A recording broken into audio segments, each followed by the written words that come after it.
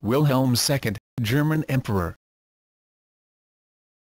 Wilhelm II or William II was the last German emperor and king of Prussia, ruling the German Empire and the Kingdom of Prussia from June 15, 1888 to November 9, 1918. He was the eldest grandson of the British Queen Victoria and related to many monarchs and princes of Europe, three notable contemporary relations being his first cousins King George V of the United Kingdom, founder of the House of Windsor, Marie of Romania, Queen Consort of Romania, and Czarina Alix of Hesse, consort of his second cousin Tsar Nicholas II of the House of Romanov, the last ruler of the Russian Empire before the Russian Revolution of 1917 which deposed the monarchy. Crowned in 1888, he dismissed the Chancellor, Otto von Bismarck, in 1890 and launched Germany on a bellicose new course in foreign affairs that culminated in his support for Austria-Hungary in the crisis of July 1914 that led to the First World War.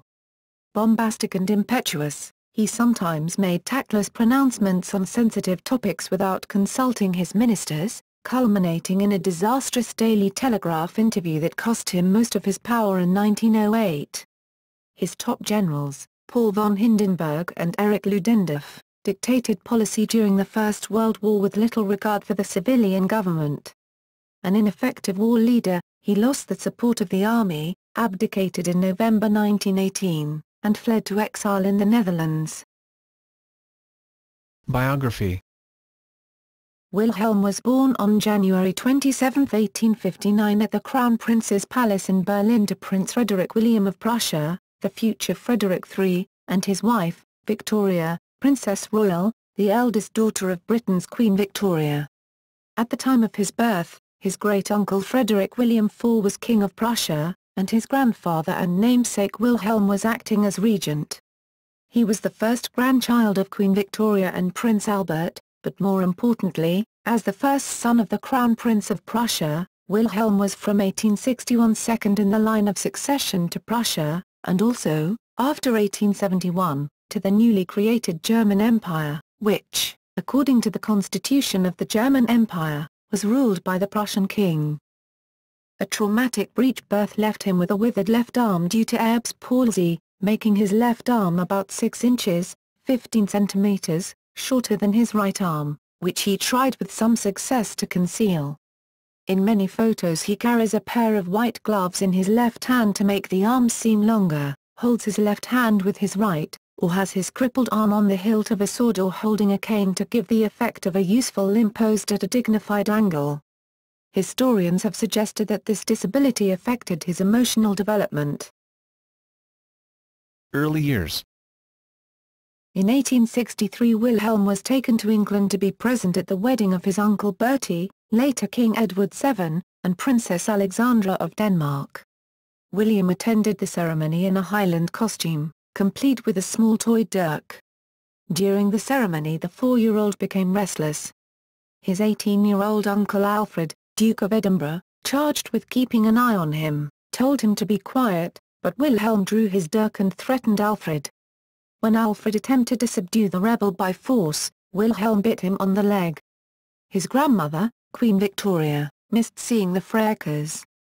To her Wilhelm remained a clever, dear, good little child, the great favourite of my beloved Vicky. His mother, Vicky, was obsessed by his damaged arm. She blamed herself for the child's handicap and insisted that he become a good rider. The thought that he, as heir to the throne, should not be able to ride was intolerable to her. Riding lessons began when Wilhelm was 8 and were a matter of endurance for Wilhelm. Over and over, the weeping prince was set on his horse and compelled to go through the paces. He fell off time after time but despite his tears was set on its back again. After weeks of torture he finally got it right and was able to maintain his balance. Wilhelm, from 6 years of age, was tutored and heavily influenced by the 39-year-old teacher Georg Hinz-Peter. Hinz-Peter, he later wrote, was really a good fellow. Whether he was the right tutor for me, I dare not decide. The torments inflicted on me, in this pony riding, must be attributed to my mother. As a teenager he was educated at Kassel at the Friedrich Gymnasium. In January 1877 Wilhelm finished high school and on his 18th birthday received as a present from his grandmother, Queen Victoria, the Order of the Garter. After Kassel he spent 4 terms at the University of Bonn, studying law and politics. He became a member of the exclusive corps Borussia Bonn. Wilhelm possessed a quick intelligence, but unfortunately this was often overshadowed by a cantankerous temper. As a scion of the royal House of Hohenzollern, Wilhelm was exposed from an early age to the military society of the Prussian aristocracy. This had a major impact on him and, in maturity, Wilhelm was seldom seen out of uniform. The hypermasculine military culture of Prussia in this period did much to frame his political ideals and personal relationships. Crown Prince Frederick was viewed by his son with a deeply felt love and respect. His father's status as a hero of the Wars of Unification was largely responsible for the young Wilhelm's attitude, as were the circumstances in which he was raised. Close emotional contact between father and son was not encouraged. Later, as he came into contact with the Crown Prince's political opponents, Wilhelm came to adopt more ambivalent feelings toward his father, perceiving the influence of Wilhelm's mother over a figure who should have been possessed of masculine independence and strength. Wilhelm also idolized his grandfather, Wilhelm I, and he was instrumental in later attempts to foster a cult of the first German emperor as Wilhelm the Great. However, he had a distant relationship with his mother. Despite his parents', especially his mother's, efforts to educate their son in British attitudes towards democracy, he favored his German tutors in aspiring to autocratic rule. He thus became alienated from his parents, suspecting them of putting Britain's interests first. The German Emperor, Wilhelm I, watched as his grandson, guided principally by the Crown Princess Victoria, grew to manhood.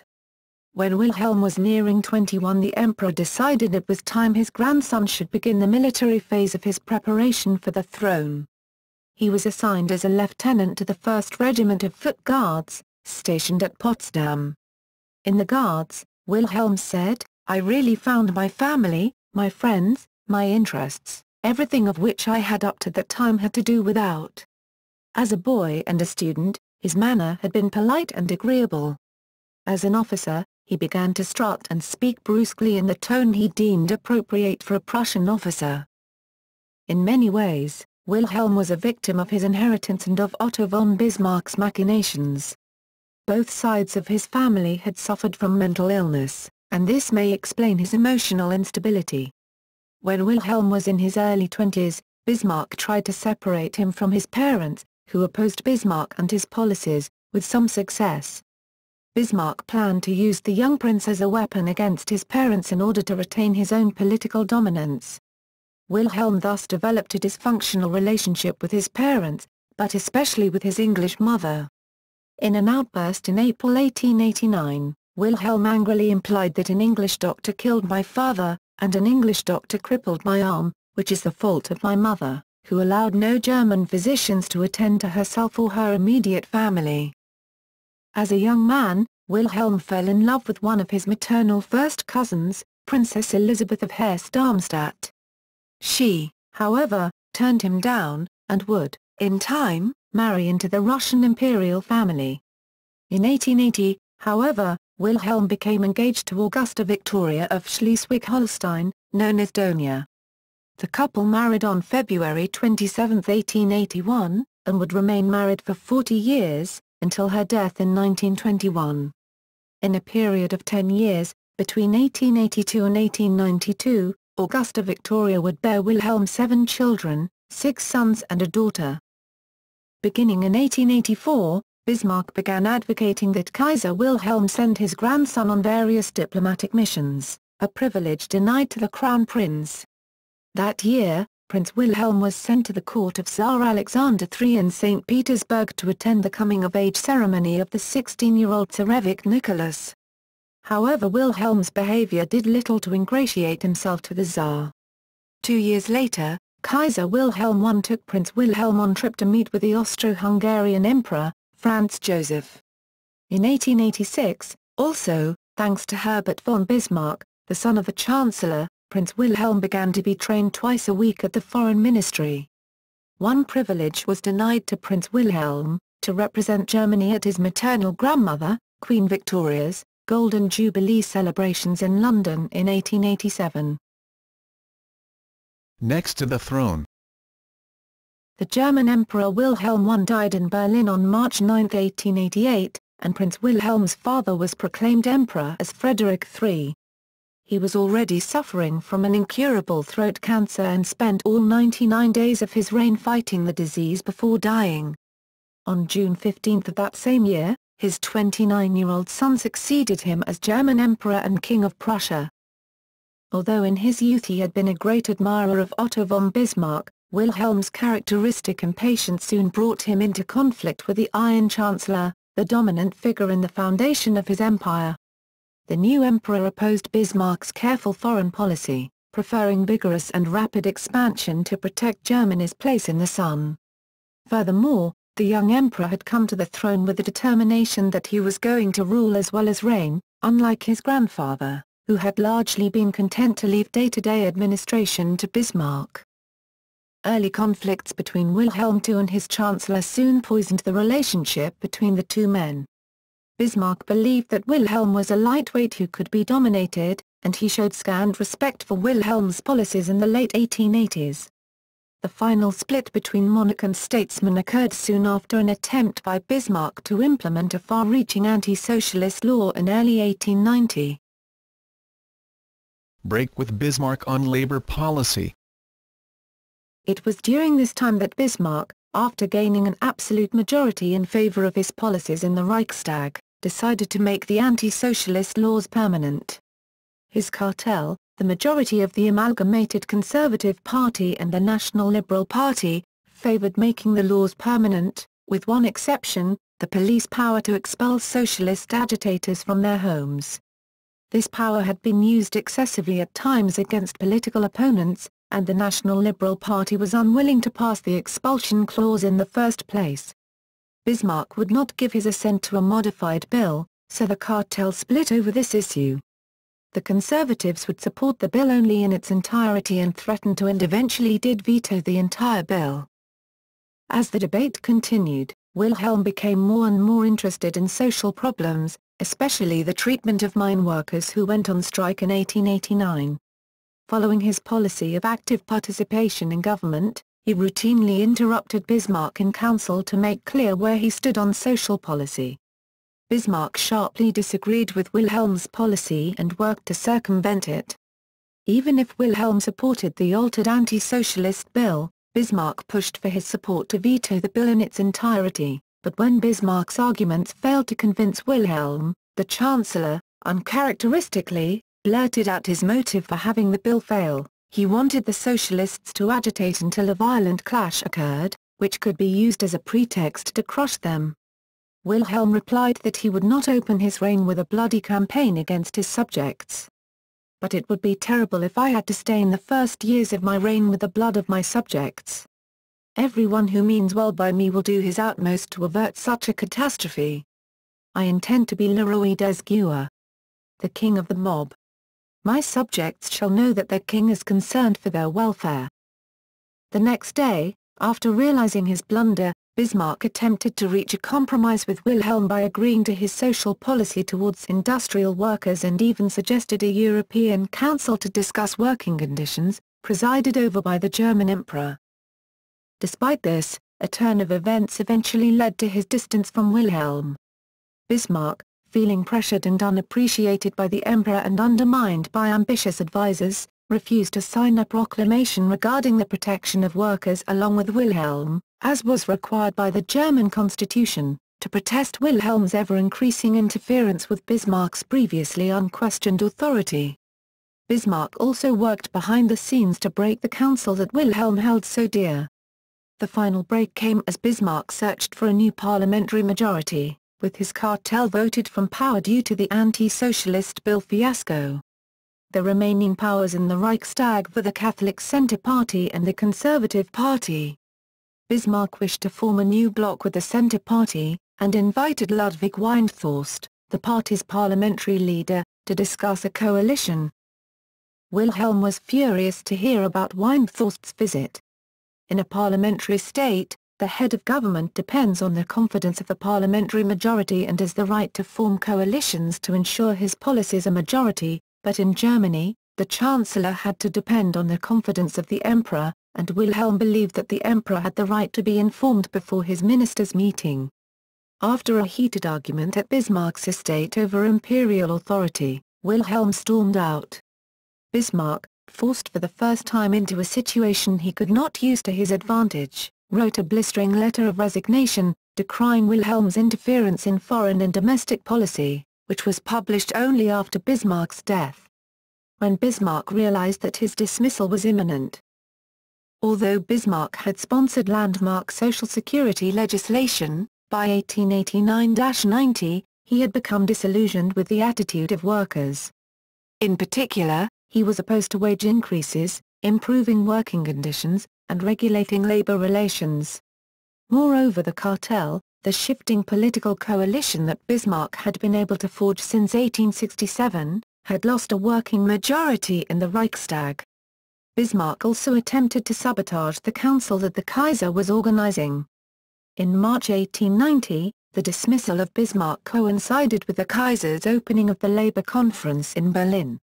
Subsequently, at the opening of the Reichstag on May 6, 1890, the Kaiser stated that the most pressing issue was the further enlargement of the bill concerning the protection of the labourer.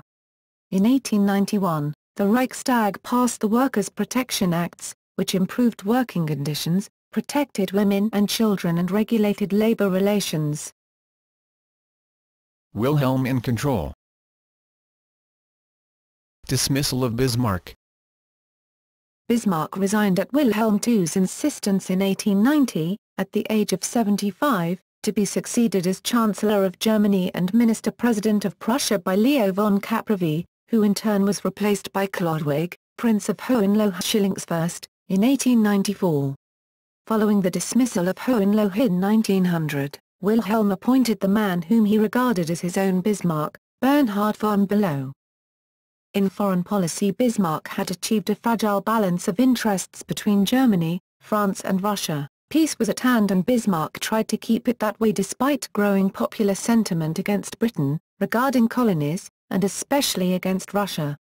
With Bismarck's dismissal, the Russians now expected a reversal of policy in Berlin, so they quickly came to terms with France, beginning the process that by 1914 largely isolated Germany. In appointing Caprivi and then Hohenlohe, Wilhelm was embarking upon what is known to history as the New Course, in which he hoped to exert decisive influence in the government of the empire. There is debate amongst historians as to the precise degree to which Wilhelm succeeded in implementing personal rule in this era, but what is clear is the very different dynamic which existed between the crown and its chief political servant, the Chancellor, in the Wilhelmian era. These chancellors were senior civil servants and not seasoned politician-statesmen like Bismarck. Wilhelm wanted to preclude the emergence of another Iron Chancellor, whom he ultimately detested as being a boorish old killjoy, who had not permitted any minister to see the emperor except in his presence, keeping a stranglehold on effective political power. Upon his enforced retirement and until his dying day, Bismarck was to become a bitter critic of Wilhelm's policies, but without the support of the supreme arbiter of all political appointments, the emperor, there was little chance of Bismarck exerting a decisive influence on policy. Something which Bismarck was able to effect was the creation of the Bismarck myth. This was a view, which some would argue was confirmed by subsequent events, that, with the dismissal of the Iron Chancellor, Wilhelm II effectively destroyed any chance Germany had of stable and effective government. In this view, Wilhelm's new course was characterized far more as the German ship of state going out of control, eventually leading through a series of crises to the carnage of the First and Second World Wars. In the early 20th century, Wilhelm began to concentrate upon his real agenda: the creation of a German navy that would rival that of Britain and enable Germany to declare itself a world power. He ordered his military leaders to read Admiral Alfred Thayer Mahan's book, The Influence of Sea Power Upon History, and spent hours drawing sketches of the ships that he wanted built. Bülow and Bethmann Hollweg, his loyal chancellors, looked after domestic affairs, while Wilhelm began to spread alarm in the chancelleries of Europe with his increasingly eccentric views on foreign affairs. Promoter of arts and sciences. Wilhelm enthusiastically promoted the arts and sciences, as well as public education and social welfare. He sponsored the Kaiser Wilhelm Society for the Promotion of Scientific Research. It was funded by wealthy private donors and by the state and comprised a number of research institutes in both pure and applied sciences. The Prussian Academy of Sciences was unable to avoid the Kaiser's pressure and lost some of its autonomy when it was forced to incorporate new programs in engineering, and award new fellowships in engineering sciences as a result of a gift from the Kaiser in 1900. Wilhelm supported the modernizers as they tried to reform the Prussian system of secondary education, which was rigidly traditional, elitist, politically authoritarian, and unchanged by the progress in the natural sciences.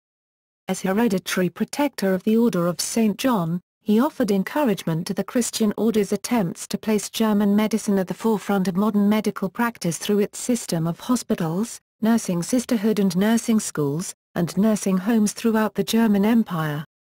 Wilhelm continued as protector of the order even after 1918, as the position was in essence attached to the head of the House of Hohenzollern. Personality.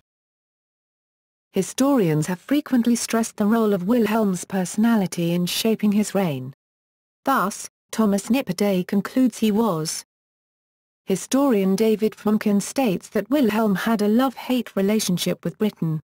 According to Fromkin, Langereal, 1968, emphasized the negative international consequences of Wilhelm's erratic personality. Relationships with foreign relatives. As a grandchild of Queen Victoria, Wilhelm was a first cousin of the British Empire's King George V, as well as of Queens Marie of Romania, Maud of Norway, and Victoria Eugenie of Spain, and of the Empress Alexandra of Russia. In 1889, Wilhelm's younger sister, Sophia, married the future King Constantine I of Greece. Wilhelm, infuriated by his sister's conversion to Greek Orthodoxy upon her marriage, attempted to ban her from entering Germany. Wilhelm's most contentious relationships were with his British relations. He craved the acceptance of his grandmother, Queen Victoria, and of the rest of her family. Despite the fact that his grandmother treated him with courtesy and tact, his other relatives found him arrogant and obnoxious, and they largely denied him acceptance. He had an especially bad relationship with his uncle Bertie, the Prince of Wales, later King Edward VII. Between 1888 and 1901, Wilhelm resented his uncle, a mere heir to the throne, treating him not as Emperor of Germany, but merely as another nephew. In turn, Wilhelm often snubbed his uncle, whom he referred to as the Old Peacock, and lauded his position as emperor over him. Beginning in the 1890s, Wilhelm made visits to England for Cowes Week on the Isle of Wight and often competed against his uncle in the yacht races. Edward's wife, the Danish-born Alexandra, first as Princess of Wales and later as Queen, also disliked Wilhelm, never forgetting the Prussian seizure of Schleswig-Holstein from Denmark in the 1860s, as well as being annoyed over Wilhelm's treatment of his mother. Despite his poor relations with his English relatives, nevertheless, when he received news that Queen Victoria was dying at Osborne House in January 1901, Wilhelm travelled to England and was at her bedside when she died and remained for the funeral. He also was present at the funeral of King Edward VII in 1910. In 1913, Wilhelm hosted a lavish wedding for his only daughter, Victoria Louise, in Berlin. Among the guests at the wedding was Tsar Nicholas II, who also disliked Wilhelm, as did his English cousin, King George V, and his wife, Queen Mary. Antisemitism.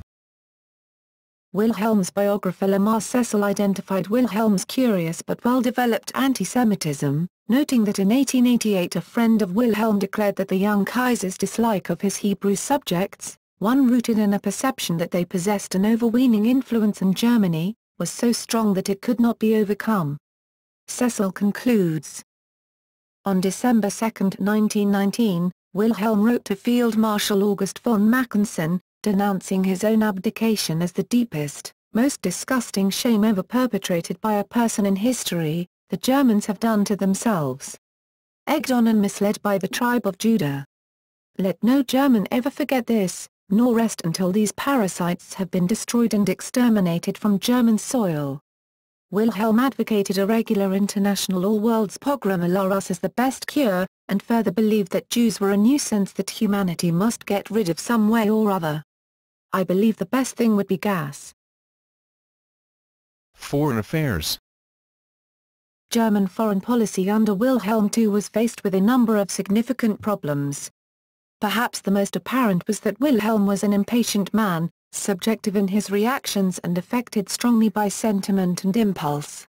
He was personally ill-equipped to steer German foreign policy along a rational course.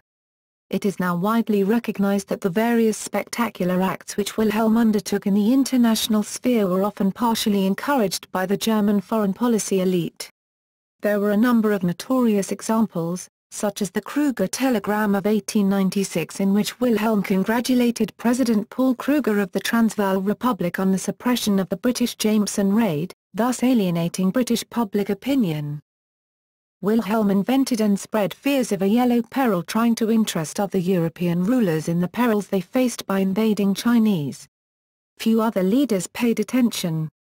Under Wilhelm, Germany invested in strengthening its colonies in Africa and the Pacific, but few became profitable and all were lost during the First World War. In southwest Africa, now Namibia, a native revolt against German rule led to the Herero and Namakwa genocide, although Wilhelm eventually ordered it to be stopped. One of the few times when Wilhelm succeeded in personal diplomacy was when in 1900 he supported the marriage of Archduke Franz Ferdinand of Austria to Sophie Koch, against the wishes of Emperor Franz Joseph. A domestic triumph for Wilhelm was when his daughter Victoria Louise married the Duke of Brunswick in 1913.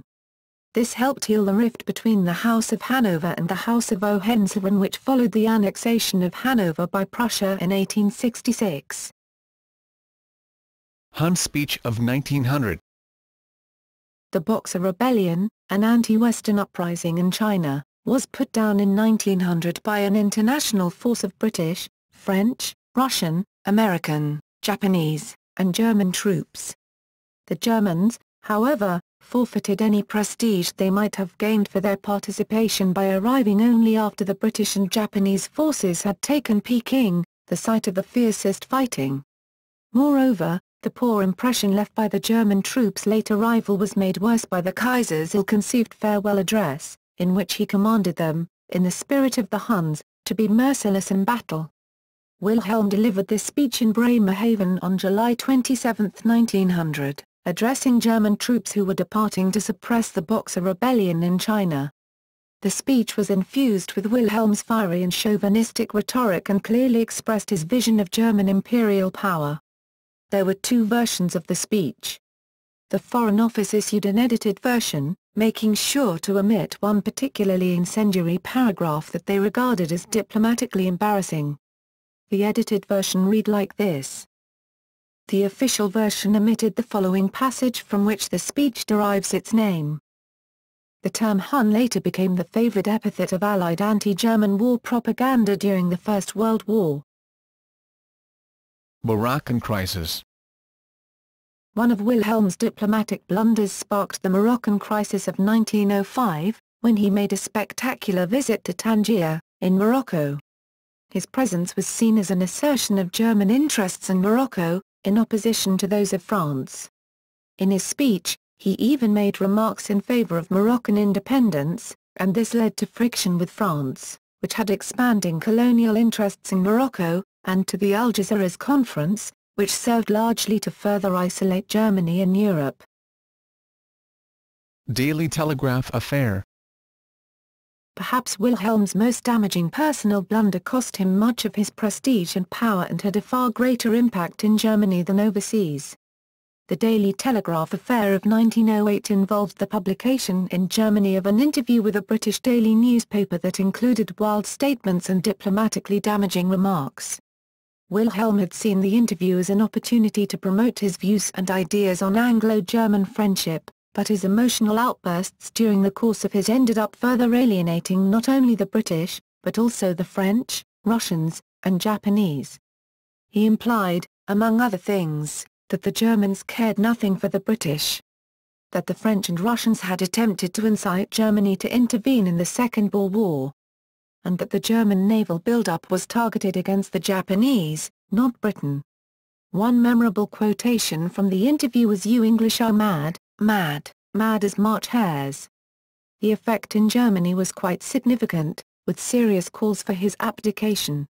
Wilhelm kept a very low profile for many months after the Daily Telegraph fiasco, but later exacted his revenge by forcing the resignation of the Chancellor, Prince Below, who had abandoned the Emperor to public scorn by not having the transcript edited before its German publication. The Daily Telegraph crisis deeply wounded Wilhelm's previously unimpaired self-confidence, and he soon suffered a severe bout of depression from which he never fully recovered. He lost much of the influence he had previously exercised in domestic and foreign policy. British public opinion had been quite favourable toward the Kaiser in his first 12 years on the throne, but it turned sour in the late 1890s.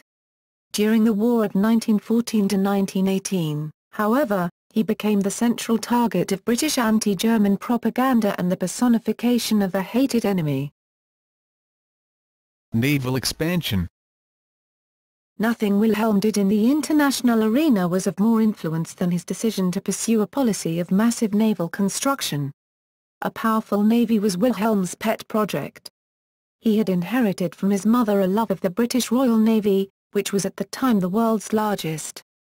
He once confided to his uncle, the Prince of Wales, that his dream was to have a fleet of my own someday. Wilhelm's frustration over his fleet's poor showing at the Fleet Review at his grandmother Queen Victoria's Diamond Jubilee celebrations, combined with his inability to exert German influence in South Africa following the dispatch of the Kruger telegram, led to Wilhelm taking definitive steps toward the construction of a fleet to rival that of his British cousins. Wilhelm was fortunate to be able to call on the services of the dynamic naval officer Alfred von Tirpitz, whom he appointed to the head of the Imperial Naval Office in 1897. The new admiral had conceived of what came to be known as the risk theory, or the Tirpitz plan, by which Germany could force Britain to accede to German demands in the international arena through the threat posed by a powerful battle fleet concentrated in the North Sea. Tirpitz enjoyed Wilhelm's full support in his advocacy of successive naval bills of 1897 and 1900, by which the German Navy was built up to contend with that of the British Empire. Naval expansion under the Fleet Acts eventually led to severe financial strains in Germany by 1914, as by 1906 Wilhelm had committed his navy to construction of the much larger, more expensive dreadnought type of battleship. In 1889 Wilhelm reorganized top-level control of the navy by creating a naval cabinet, Marine Cabinet, equivalent to the German Imperial Military Cabinet which had previously functioned in the same capacity for both the army and navy. The head of the naval cabinet was responsible for promotions, appointments, administration, and issuing orders to naval forces. Captain Gustav von Senden-Bibron was appointed as the first head and remained so until 1906. The existing Imperial Admiralty was abolished, and its responsibilities divided between two organizations. A new position was created, equivalent to the Supreme Commander of the Army, the Chief of the High Command of the Admiralty, or Oberkommando der Marine, was responsible for ship deployments, strategy and tactics. Vice Admiral Max von der Goltz was appointed in 1889 and remained in post until 1895. Construction and maintenance of ships and obtaining supplies was the responsibility of the State Secretary of the Imperial Navy Office, Reichsmarineamt, responsible to the Imperial Chancellor and advising the Reichstag on naval matters. The first appointee was Rear Admiral Karl Eduard Hüsner, followed shortly by Rear Admiral Friedrich von Hollmann from 1890 to 1897. Each of these three heads of department reported separately to Wilhelm. In addition to the expansion of the fleet, the Kiel Canal was opened in 1895, enabling faster movements between the North Sea and the Baltic Sea. First World War. The Sarajevo Crisis. Wilhelm was a friend of Franz Ferdinand, Archduke of Austria, and he was deeply shocked by his assassination on June 28, 1914. Wilhelm offered to support Austria-Hungary in crushing the Black Hand, the secret organization that had plotted the killing, and even sanctioned the use of force by Austria against the perceived source of the movement, Serbia. This is often called the blank check. He wanted to remain in Berlin until the crisis was resolved, but his courtiers persuaded him instead to go on his annual cruise of the North Sea on July 6, 1914. Wilhelm made erratic attempts to stay on top of the crisis via telegram, and when the Austro-Hungarian ultimatum was delivered to Serbia, he hurried back to Berlin. He reached Berlin on July 28, read a copy of the Serbian reply, and wrote on it. Unknown to the Emperor, Austro-Hungarian ministers and generals had already convinced the 84-year-old Franz Joseph I of Austria to sign a declaration of war against Serbia. As a direct consequence, Russia began a general mobilization to attack Austria in defense of Serbia. July 1914. On the night of July 30, when handed a document stating that Russia would not cancel its mobilization, Wilhelm wrote a lengthy commentary containing these observations. More recent British authors state that Wilhelm II really declared, "Ruthlessness and weakness will start the most terrifying war of the world, whose purpose is to destroy Germany. Because there can no longer be any doubts, England, France and Russia have conspired themselves together to fight an annihilation war against us." When it became clear that Germany would experience a war on two fronts and that the United Kingdom would enter the war if Germany attacked France through neutral Belgium, the panic-stricken Wilhelm attempted to redirect the main attack against Russia. When Helmut von Moltke, the younger, who had chosen the old plan from 1905, made by the former German General von Schlieffen for the possibility of German war on two fronts, told him that this was impossible, Wilhelm said, "Your uncle would have given me a different answer." Wilhelm is also reported to have said, "To think that George and Nicky should have played me false. If my grandmother had been alive, she would never have allowed it." In the original Schlieffen plan, Germany would attack the, supposed, weaker enemy first, meaning France. The plan supposed that it would take a long time before Russia was ready for war. Defeating France had been easy for Prussia in the Franco-Prussian War in 1870. At the 1914 border between France and Germany, an attack at this more southern part of France could be stopped by the French fortress along the border. However, Wilhelm II got von Moltke, the younger, to not also invade the Netherlands. Shadow Kaiser. Wilhelm's role in wartime was of ever-decreasing power as he increasingly handled award ceremonies and honorific duties. The High Command continued with its strategy even when it was clear that the Schlieffen plan had failed. By 1916 the empire had effectively become a military dictatorship under the control of Field Marshal Paul von Hindenburg and General Erich Ludendorff. Increasingly cut off from reality and the political decision-making process, Wilhelm vacillated between defeatism and dreams of victory, depending upon the fortunes of his armies. Nevertheless, Wilhelm still retained the ultimate authority in matters of political appointment, and it was only after his consent had been gained that major changes to the High Command could be effected. Wilhelm was in favor of the dismissal of Helmut von Moltke the Younger in September 1914 and his replacement by Erich von Falkenhayn. In 1917, Hindenburg and Ludendorff decided that Bethmann Hollweg was no longer acceptable to them as Chancellor and called upon the Kaiser to appoint somebody else. When asked whom they would accept, Ludendorff recommended Georg Michaelis, a non-entity he barely knew. The Kaiser did not know Michaelis, but accepted the suggestion. Upon hearing in July 1917 that his cousin George V had changed the name of the British royal house to Windsor, Wilhelm remarked that he planned to see Shakespeare's play The Merry Wives of Saxe-Coburg-Gotha. The Kaiser's support collapsed completely in October-November 1918 in the army, in the civilian government, and in German public opinion, as President Woodrow Wilson made clear the Kaiser could no longer be a party to peace negotiations. That year also saw Wilhelm sicken during the worldwide 1918 flu pandemic, though he survived. Abdication and flight. Wilhelm was at the Imperial Army headquarters in Spa, Belgium, when the uprisings in Berlin and other centers took him by surprise in late 1918. Mutiny among the ranks of his beloved Kaiserliche Marine, the Imperial Navy, profoundly shocked him. After the outbreak of the German Revolution, Wilhelm could not make up his mind whether or not to abdicate. Up to that point, he accepted that he would likely have to give up the imperial crown, but still hoped to retain the Prussian kingship. The unreality of this belief was revealed when, in the hope of preserving the monarchy in the face of growing revolutionary unrest, Chancellor Prince Max of Baden announced Wilhelm's abdication of both titles on November 9, 1918. Prince Max himself was forced to resign later the same day, when it became clear that only Friedrich Ebert, leader of the SPD, could effectively exert control.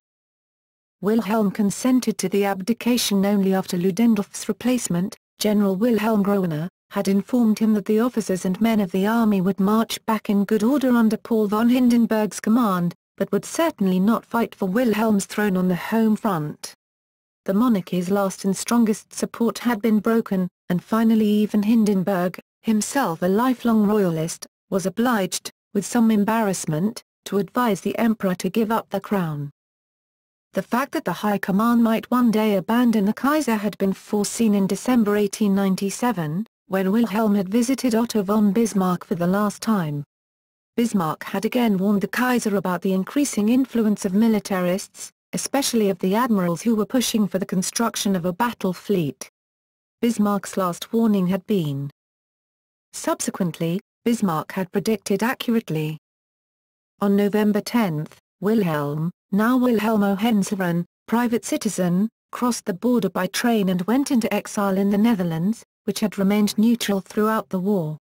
Upon the conclusion of the Treaty of Versailles in early 1919, Article 227 expressly provided for the prosecution of Wilhelm for a supreme offence against international morality and the sanctity of treaties, but Queen Wilhelmina refused to extradite him, despite appeals from the Allies. King George V wrote that he looked on his cousin as the greatest criminal in history, but opposed Prime Minister David Lloyd George's proposal to hang the Kaiser. President Woodrow Wilson of the United States rejected extradition, arguing that punishing Wilhelm for waging war would destabilize international order and lose the peace. Wilhelm first settled in Amur-Ungen, where on November 28 he issued a belated formal statement of abdication as King of Prussia and released his soldiers and officials from their oath of loyalty to him, thus formally ending the Hohenzollerns' 400-year title as Kings of Prussia. He purchased a country house in the municipality of Dorn, known as Westdorn, and moved in on May 15, 1920. This was to be his home for the remainder of his life. The Weimar Republic allowed Wilhelm to remove 23 railway wagons of furniture, 27 containing packages of all sorts, one bearing a car and another a boat, from the new palace at Potsdam. Life in exile. In 1922, Wilhelm published the first volume of his memoirs, a very slim volume that insisted he was not guilty of initiating the Great War, and defended his conduct throughout his reign, especially in matters of foreign policy.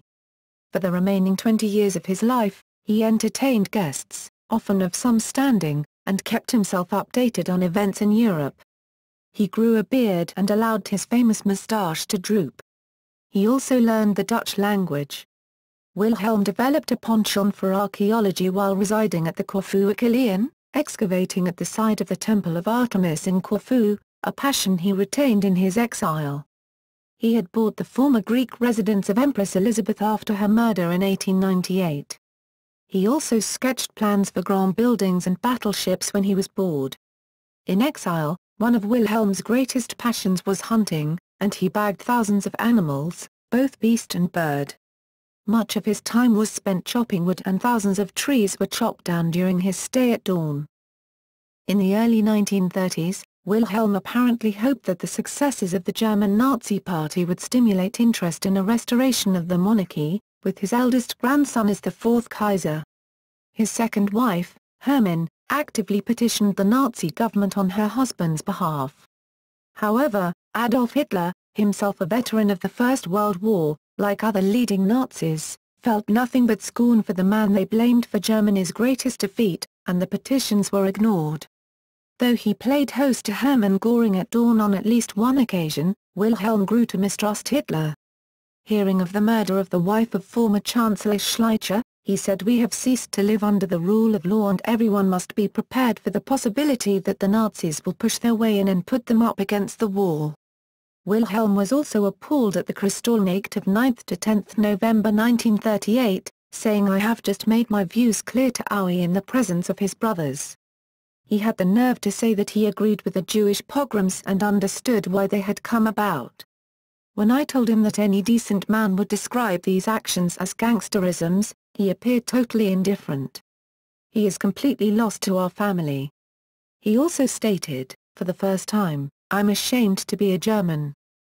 In the wake of the German victory over Poland in September 1939, Wilhelm's adjutant, General von Dooms, wrote on his behalf to Hitler, stating that the House of Hohenzollern remained loyal, and noted that 9 Prussian princes, 1 son and 8 grandchildren, were stationed at the front, concluding, "Because of the special circumstances that require residence in a neutral foreign country, His Majesty must personally decline to make the aforementioned comment. The Emperor has therefore charged me with making a communication." Wilhelm greatly admired the success which Hitler was able to achieve in the opening months of the Second World War, and personally sent a congratulatory telegram when the Netherlands surrendered in May 1940, "My Führer, I congratulate you and hope that under your marvelous leadership the German monarchy will be restored completely." Hitler was reportedly exasperated and bemused, and remarked to Ling, his valet, "What an idiot." In another telegram to Hitler upon the fall of Paris a month later, Wilhelm stated, "Congratulations, you have won using my troops." In a letter to his daughter Victoria Louise, Duchess of Brunswick, he wrote triumphantly, "Thus is the pernicious entente cordiale of Uncle Edward VII brought to naught." Nevertheless, after the Nazi conquest of the Netherlands in 1940, the aging Wilhelm retired completely from public life. In May 1940, when Hitler invaded the Netherlands, Wilhelm declined an offer from Churchill of asylum in Britain, preferring to die at Hohenzollern. During his last year at Dawn, Wilhelm believed that Germany was the land of monarchy and therefore of Christ, and that England was the land of liberalism and therefore of Satan and the Antichrist. He argued that the English ruling classes were Freemasons thoroughly infected by Judah. Wilhelm asserted that the British people must be liberated from Antichrist Judah. "We must drive Judah out of England just as he has been chased out of the continent." He believed the Freemasons and Jews had caused the 2 world wars, aiming at a world Jewish empire with British and American gold, but that Judah's plan has been smashed to pieces and they themselves swept out of the European continent.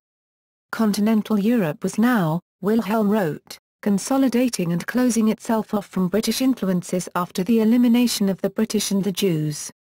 The end result would be a US of Europe.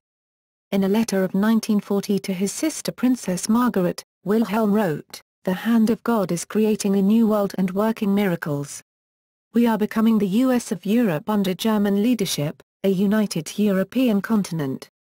He added, "The Jews being thrust out of their nefarious positions in all countries, whom they have driven to hostility for centuries." Also in 1940 came what would have been his mother's 100th birthday, on which he wrote ironically to a friend, "Today the 100th birthday of my mother. No notice is taken of it at home. No memorial service or committee to remember her marvelous work for the welfare of our German people. Nobody of the new generation knows anything about her." This sympathy for his mother is in sharp contrast to the intense animosity he expressed for her during most of her life. Death. Wilhelm died of a pulmonary embolus in Doorn, Netherlands, on June 3, 1941, aged 82, just weeks before the German invasion of the Soviet Union. German soldiers had been guarding his house. Hitler, however, was reported to be angry that the former monarch had an honor guard of German troops and nearly fired the general who ordered them when he found out. Despite his personal animosity toward Wilhelm, Hitler wanted to bring his body back to Berlin for a state funeral, as Wilhelm was a symbol of Germany and Germans during the previous World War. Hitler felt that such a funeral would demonstrate to the Germans the direct descent of the Third Reich from the old German Empire. However, Wilhelm's wishes never to return to Germany until the restoration of the monarchy were respected, and the Nazi occupation authorities granted him a small military funeral, with a few hundred people present. The mourners included August von Mackensen, fully dressed in his old Imperial Life Hussars uniform, Admiral Wilhelm Canaris, and Reichskommissar for the Netherlands Arthur Sissenquart, along with a few other military advisors. However, Wilhelm's request that the swastika and other Nazi regalia be not displayed at his funeral was ignored, and they are featured in the photographs of the event taken by a Dutch photographer. Wilhelm was buried in a mausoleum in the grounds of Huisdoorn, which has since become a place of pilgrimage for German monarchists. Small but enthusiastic and faithful numbers of them gather there every year on the anniversary of his death to pay their homage to the last German emperor. Historiography. 3 trends have characterized the writing about Wilhelm. First, the court-inspired writers considered him a martyr and a hero, often uncritically accepting the justifications provided in the Kaiser's own memoirs. Second, there came those who judged Wilhelm to be completely unable to handle the great responsibilities of his position, a ruler too reckless to deal with power. Third, after 1950, later scholars have sought to transcend the passions of the early 20th century and attempted an objective portrayal of Wilhelm and his rule. On June 8, 1913, a year before the Great War began, the New York Times published a special supplement devoted to the 25th anniversary of the Kaiser's coronation. The banner headline read, "Kaiser, 25 years a ruler, hailed as chief peacemaker." The accompanying story called him the greatest factor for peace that our time can show, and credited Wilhelm with frequently rescuing Europe from the brink of war. Until the late 1950s, the Kaiser was depicted by most historians as a man of considerable influence. Partly that was a deception by German officials. For example, President Theodore Roosevelt believed the Kaiser was in control of German foreign policy because Hermann Speck von Sternberg, the German ambassador in Washington and a personal friend of Roosevelt, presented to the president messages from Chancellor von Bülow as messages from the Kaiser. Later historians downplayed his role, arguing that senior officials learned to work around him. More recently, historian John C. G. Roll has portrayed Wilhelm as the key figure in understanding the recklessness and downfall of Imperial Germany. Thus, the argument is made that the Kaiser played a major role in promoting the policies of naval and colonial expansion that caused the sharp deterioration in Germany's relations with Britain before 1914. First marriage and issue. Wilhelm and his first wife, Princess Augusta Victoria of Schleswig-Holstein, were married on February 27, 1881. They had 7 children. Crown Prince Wilhelm, 1882–1951. On June 6, 1905, he married Duchess Cecily of Mecklenburg-Schwerin, September 20, 1886–May 6, 1954, in Berlin. Cecily was the daughter of Frederick Francis III, Grand Duke of Mecklenburg-Schwerin, 1851–1897, and Grand Duchess Anastasia Mikhailovna of Russia, 1860–1922. They had 6 children. Their eldest son Prince Wilhelm of Prussia, 1906–1940, was killed in World War II, Prince Idel Friedrich, 1883–1942. On February 27, 1906, he married Duchess Sophia Charlotte of Oldenburg, February 2, 1879 Oldenburg, Germany, March 29, 1964 Westerstede, Germany, in Berlin, Germany. They were divorced October 20, 1926 and had no children. Prince Adalbert, 1884–1948. On August 3, 1914, he married Princess Adelaide of Saxe-Meiningen, August 16, 1891–April 25, 1971, in Wilhelmshaven, Germany. They had 3 children, Prince August Wilhelm, 1887–1949.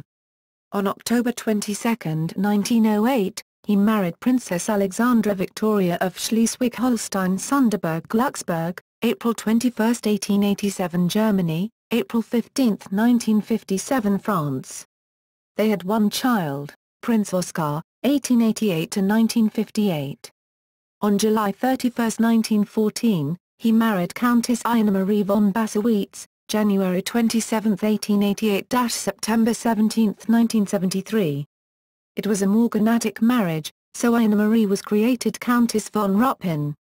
In 1920, she and her children were granted the title Princesses of Prussia with the Star Royal Highness. They had 4 children. His eldest son Prince Oskar Wilhelm Karl Hans Kuno of Prussia was killed in 1939 in World War II, Prince Joachim, 1890–1920. On March 11, 1916, he married Princess Marie Augusta of Anhalt, June 10, 1898–May 22, 1983. They had 1 son. Joachim committed suicide, unable to accept his lot after the abdication of his father, the failure of his own marriage, and the severe depression he felt after service in the Great War. His great-grandson Grand Duke George Mikhailovich of Russia, Prince of Prussia, born 1981, is a pretender to the Russian throne, Princess Victoria Luz, 1892–1980. In 1913, she married Ernest Augustus, Duke of Brunswick, 1887–1953. They had 5 children. Empress Augusta, known affectionately as Donia, was a constant companion to Wilhelm, and her death on April 11, 1921 was a devastating blow. It also came less than a year after their son Joachim committed suicide. Remarriage. The following January, Wilhelm received a birthday greeting from a son of the late Prince Johann Georg Ludwig Ferdinand August Wilhelm of Schöneck-Karolath. The 63-year-old Wilhelm invited the boy and his mother, Princess Hermann Roos of Gries, to Dawn. Wilhelm found Hermann very attractive, and greatly enjoyed her company. The couple were wed on November 9, 1922, despite the objections of Wilhelm's monarchist supporters and his children. Hermann's daughter, Princess Henriette, married the late Prince Joachim's son, Karl Franz Joseph, in 1940, but divorced in 1946. Hermann remained a constant companion to the aging emperor until his death. Titles and styles. January 27, 1859–March 9, 1888, His Royal Highness Prince Wilhelm of Prussia, March 9, 1888–June 15, 1888, His Imperial and Royal Highness the German Crown Prince of Prussia, June 15, 1888–November 18, 1918, His Imperial and Royal Majesty the German Emperor, King of Prussia. Decorations and awards.